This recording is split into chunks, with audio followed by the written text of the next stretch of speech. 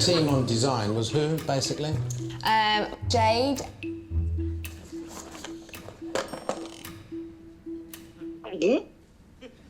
That's very good. It's very good.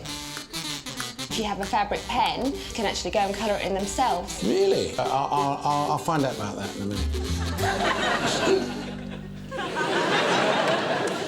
They're sweet, they're quite nice. These are the jigsaws, by the way, that they did, which I think are quite sweet. I mean, they kept going on about this was a tiger, I believe, wasn't there? That is clearly a bumblebee.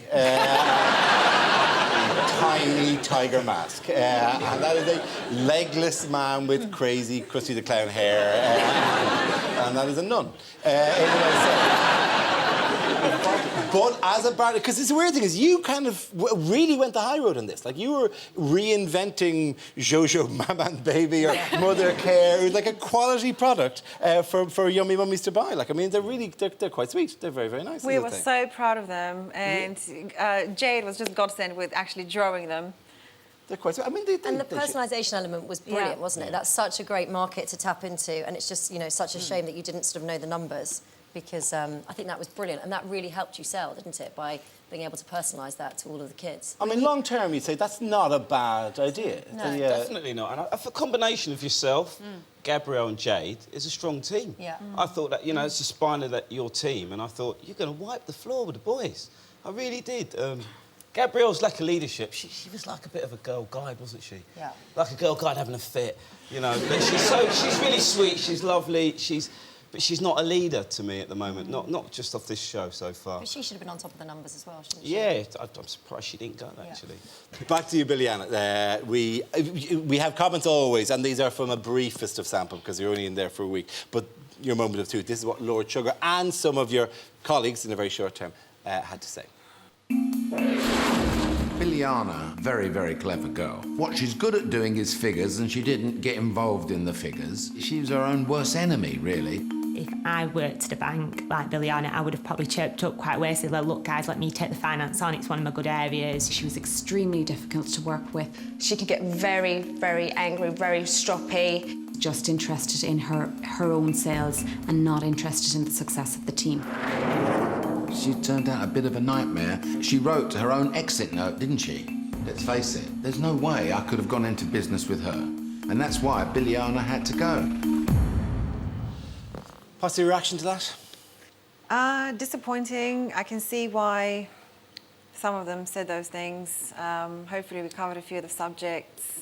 It's a first task, and the pressure did get to me, increasingly so during the task, especially on the second day when we started feeling that this might actually be going down the drain. And as I said, I just didn't think about myself in respect of what they were saying. I just kept thinking about the team and really wanted to push those sales. Cool. Now, Lord Sugar is looking for a business partner. He's going to invest £250,000 into it. You were setting up your business. You didn't have that presented to you in that kind of way. No. What path did you take? What's the normal route for that? In terms of raising money? Yeah. So in terms of raising money, I went and spoke to, you know, corporate organisations, private individuals, people, a lot of people that I went to speak to, people that were in that sector, so retail sector, but not one individual with $250,000. I raised a similar amount of money, but I did it through lots of individuals. And how did you come up with the idea for the business? The idea was I previously worked in fashion in a magazine, and frequently went backwards and forwards to the States, and was just really inspired by the fact that everyone in the States got their nails done on a weekly basis,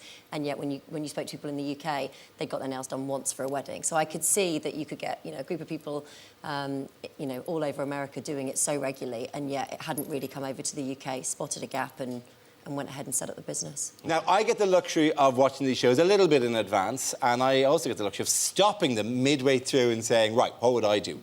I'm very proud on this episode that my business instincts were exactly like the boys. That is, I stopped and went, wait a minute, this is what you do. You sell shite to tourists. That's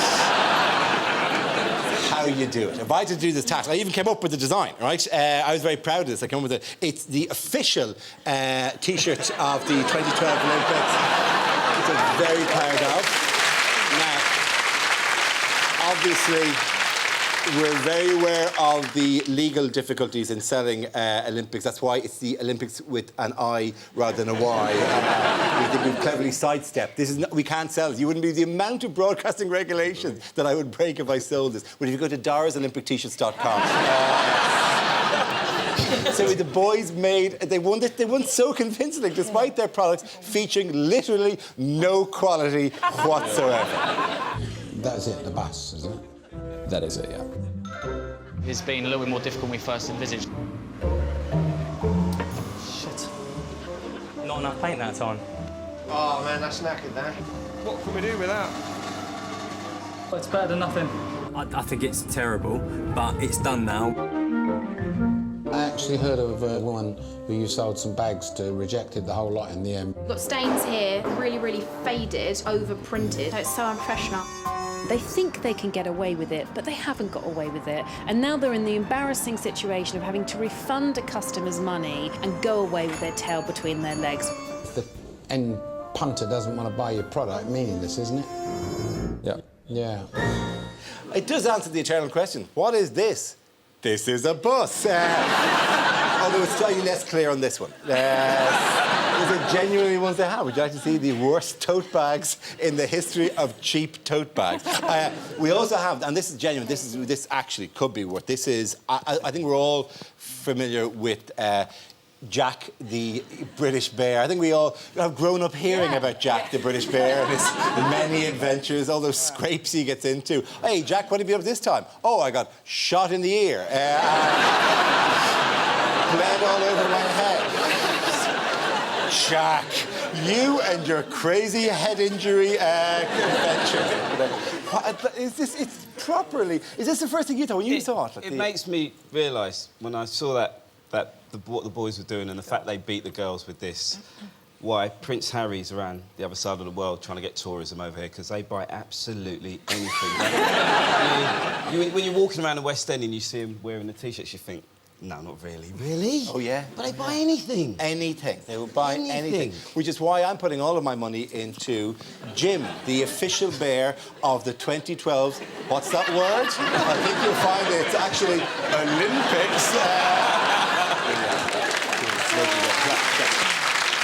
I'm joking, of course. DorisOlympicBear.com.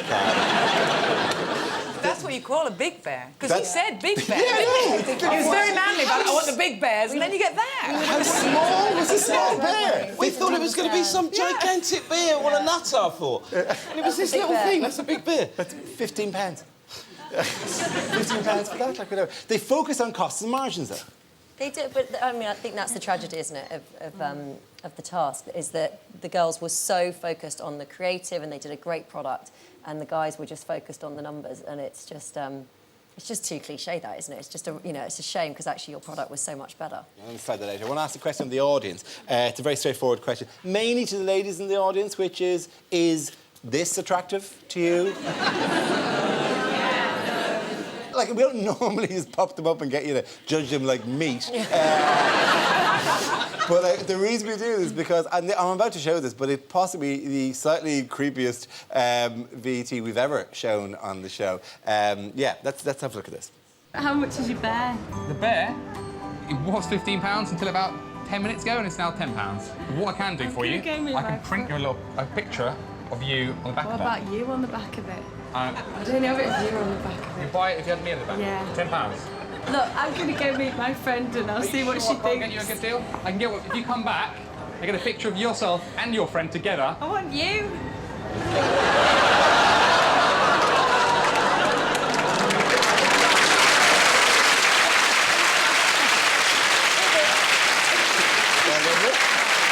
He still didn't sell it. She wanted him. She was, yeah, and he still didn't sell it. He was so in. He went, £10 for the bear. What I liked is the fact that she was going, I want you, and he went, well, you and your friend. He should put his phone number on the back. Sweeten the deal. Yeah, his phone number, anything to sell it. Perhaps she just recognised the natural magnetic leadership of the man who stepped into the massive void of no one wants to be in charge of the boys' team. Are you impressed with that? Yeah, I was actually. I think he played it really well. I think he really did step up. I didn't. I thought, oh, what a fool. What a fool. Because that's what they were all doing, going, not going to be me, not going to be me. They've all watched the show. Well, it was particularly because at one stage you went, OK, I'll do it, and kind of ready to start the ball rolling. And they all went, well done, congratulations. Yeah. He did face some competition, obviously, once he's taken the job. People are sniping at him immediately. Stephen came in with the discussion of price, where it should be 15 rather than 10 for the tiny bear with the head injury. He also, Stephen, fancied himself as a super salesman and had a spectacular technique that he was keen to share with his colleagues. What's your idea? Just in terms of the first thing we say to people, I would change it completely to, would you like to have something nobody else has got? So as the lady walks past here, which I'll show you in a second, would you like to have something nobody else has got? They're going to stop. For example, here we go. Hello, madam. Would you like to have something nobody else has got? Oh, sorry. Are you sure? Are you sure? Are you sure? Yeah, I'm positive. Oh, ladies, today? No, it's not 12. Don't be afraid. Something nobody else has got. Thank you. Something nobody else has got? No? OK. In the whole world? Are you sure? That nobody will have that bag, I can guarantee you that.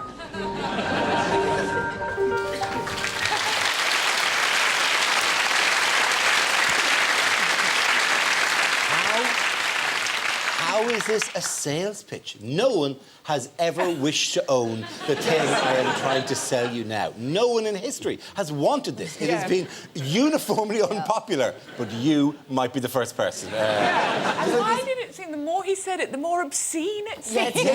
Like it was an STD, it was a nobody else has got it, and all the women were just like, I don't want it, I don't want to catch it. Keep it to yourself. Yes. Madam, do you want something nobody else has got? Because I can give it to you. Yes, I can. Oh, creepy man. OK, to the vote. Thea, do you think Lord Sugar was right to fire Biljana? No, I think you probably had a lot more to give, and I think you're strong. Thank you. Trevor? No, shouldn't have fired you. You'd been a great candidate. I think you would have given us weeks of entertainment, so no. Joe? I think, by the rules of the game, Gabrielle should have gone. I think you would have been a nightmare, but I don't think you should have been fired. OK, well, let's turn to the audience. If you agree, hold up a red card that says fired. If you disagree with Lord Sugar, hold up a green card that says hired. Let's see what you think. Oh, I would say it's pretty clearly hired for you. The audience disagree. Thank you very, very much. Well done. And for that vote of confidence, anyway, congratulations. Thank you. Obviously, what we always do is we always give people a gift. Our first thought was that maybe you should be the first to receive the official Olympics bags, with their very rare, only available on DorisOlympicBags.com. But we thought the thing really for you, because, you know, you've got some time now that you can relax, and perhaps a guide to lovely walks of London. All the gifts.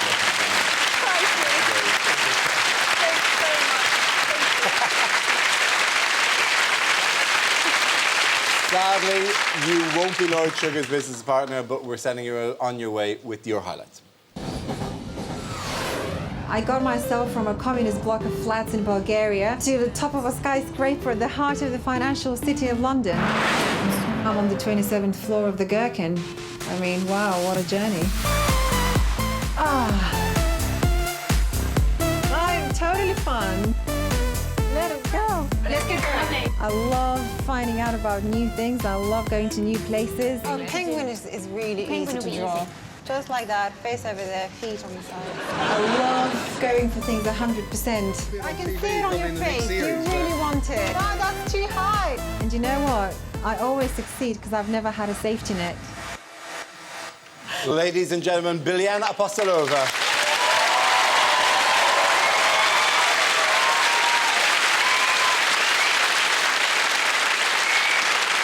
That is all from us for tonight. Thanks to all of my guests. Biljana will be on BBC Breakfast tomorrow morning. And if you want more, there are exclusive clips on our website at bbc.co.uk/apprentice. That's where you'll also find details of how to apply for the next series of Young Apprentice. If you're 16 or 17 and think you've got what it takes to impress Lord Sugar, then please give it a go. The closing date is this Sunday, the 25th of March, so there's not much time left. Next week, the candidates have to get creative and design products for the kitchen or bathroom. But whose apprentice dreams will go down the drain? I put you into a little piddly little business and you screwed it up. Magic hands. I like magic hands. When he's in the bath, he just splashes everywhere.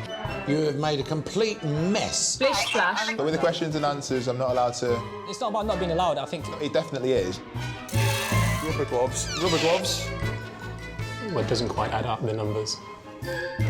The nonsense. It was shambles. The product basically sucks. Fantastic. See you at the same time next week. Good night.